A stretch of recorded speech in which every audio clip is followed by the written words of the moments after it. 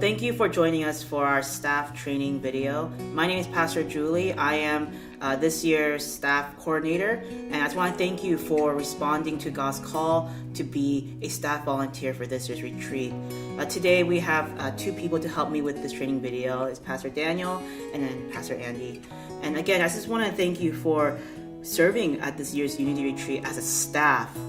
Seriously, I think I'm excited to be a staff coordinator this year because I realized being a staff, even though it's challenging and there's going to be a lot of things we're going to be doing, I realized that being a staff is such a rewarding experience. I've been reminded about Philippians chapter 2, where it describes Christ's humility as a servant. And then seeing how Jesus, how he served, it wasn't to glorify himself, but it was to glorify God.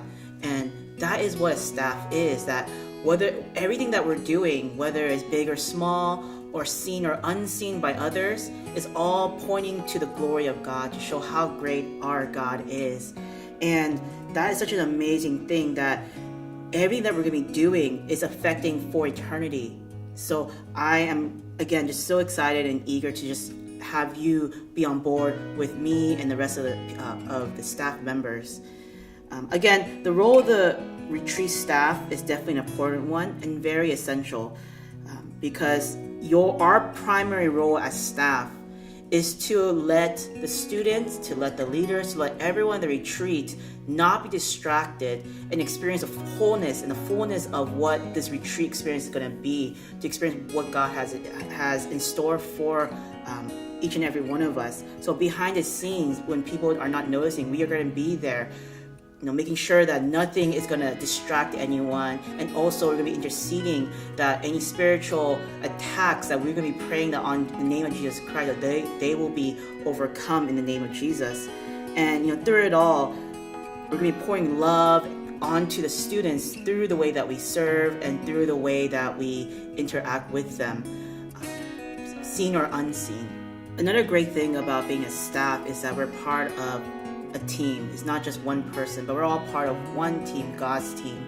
And together, we're going to be working as like a well-oiled machine, where we're going to be making sure that all the transitions, all the events that are happening, all the activities that are going to be happening at the retreat, we are the ones that will be used by God to make sure that every event is going to be running smoothly. So to help you understand better what it means to be a staff and how to be part of this team and how to prepare yourself prior and on the day of, this training video is here for you. So please carefully read all the manual and also listen intently of all the things that will be said here. And just be eager. As the more you watch this, the more you understand this. I hope and pray that this will give you much more excitement and joy to be a staff this year at this year's retreat. Now let's go into the pre-retreat preparation. I know that many times we may not think there is any preparation prior, but there is. And as leaders of this retreat, we ought to prepare ourselves spiritually, physically, and emotionally before this retreat starts. So here are a few things that as a staff is expected to do before the retreat begins. First and foremost, we have to aim to spend some personal time with the Lord, personal worship with God, and in prayer and in word daily. This is very important because being a staff and being a servant of Christ, we need to know who our Jesus is personally. So I do expect that we will aim to, as much as we can, every day this week, for us to spend time in the Word and in prayer. Definitely, I agree. I think that there are times where the staff is seeing more of a task-driven opportunity. So the spiritual side, from my experience, seems neglected. And I think that people who are serving on staff are actually part of the retreat in the spiritual sense. So I definitely agree. I think this needs to be emphasized a lot, where the staff is spending time reading and praying and making sure that they are in a relationship with Jesus. And when you see that it says that we're encouraged to spend personal time in prayer and studying the Word, I think there's a difference between trying to study the Word and pray and meditate on things to learn knowledge and gain wisdom, but there's a difference in the time that you're spending and the time that you're dedicating to God. And I think that's just as much, if not equally important for this preparation process, that you're not necessarily in prayer and studying the Word to memorize Scripture or learn anything new. And if it happens, that's great. But I think the most important thing is that the time that you spend and dedicate to Him, that's going to serve you and come into play during the retreat itself. Yeah, I think that's really important because many times when we think about preparation, we think this is the means to the end. Like we're just preparing this for the sake of retreat. But when we look at the bigger picture, like we all seen, is that personal worship, whether it's retreat or no retreat, this is something we ought to do as Christians, as followers of Christ. So definitely, it's important that we emphasize this to our leaders, including especially to our staff. Not just personal worship, but also corporate worship is very important. That the staff, I do expect that all staff will aim to spend weekly gatherings with their church on Sunday services or weekly Bible studies. It's easy for us to think that we don't need the church, we don't need to spend time with other people, but in terms of Christian faith, we realize that it's a very relational thing. So, and for the staff, I want them to know that they belong to a family, and I think it's important that we all know that this is not just an individual thing, but a collective experience for us. Yeah, I think that it's definitely important to be going to church on Sundays. And this is definitely coming from my perspective, but usually when I hear about why people are in staff, it's usually because they're forced to go or that there's some kind of volunteer hours. And it seems it's related to how I responded to the personal worship, where some of the staff, they haven't got to church for a while and they want to I don't know, but yes, please go to church on Sunday. Yeah, please go to church and spend time with the church that you're coming with, and make sure your heart is right. I'm not saying that if you don't go to church on Sundays and you still come to the retreat, that's like a bad reason. But maybe, but I also know that there are some who are trying to reconnect, and the retreat is a way to kind of transition back after missing consecutive Sundays. But I think once again, this needs to be emphasized: is be part of your community of faith and serve in there, and then an expression of that could be at the retreat.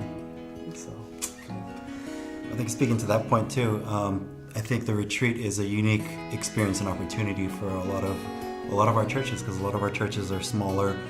We might not get this quote unquote full worship and retreat experience every Sunday, so it is unique, and it's very it's going to be a new environment for a lot of these campers, or a refreshing environment, or a scary environment. But I think the more that you come and prepared for this week of worship that's going to be maybe a little more intense or maybe a little unfamiliar to you even, I think the more time you spend in worship with your churches in a corporate setting, you can use those times to prepare yourself mentally and spiritually for something on a much bigger scale. Yeah, I really liked how you mentioned about how preparing yourself as you go to corporate worship, you're preparing yourself to go to retreat to experience a much bigger glimpse of what heaven looks like. Because corporate worship, it really is a glimpse of what heaven would be like, and for us to have a glimpse in our local churches and then going to retreats, giving us a more clearer, much more bigger glimpse of what it will be like in eternity.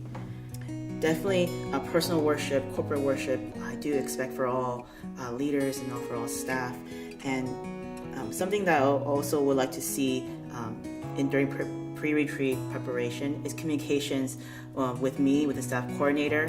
There will be times where I will be sending emails out to the staff, to you, and to let you guys know about updates or about maybe some changes, but also most importantly for me to ask you, how are you doing spiritually? I do care for the well-beings for all the staff every year, and I do want to emphasize about that we are a team, that we're not just simply going in there to just do work and get out, but we are a team.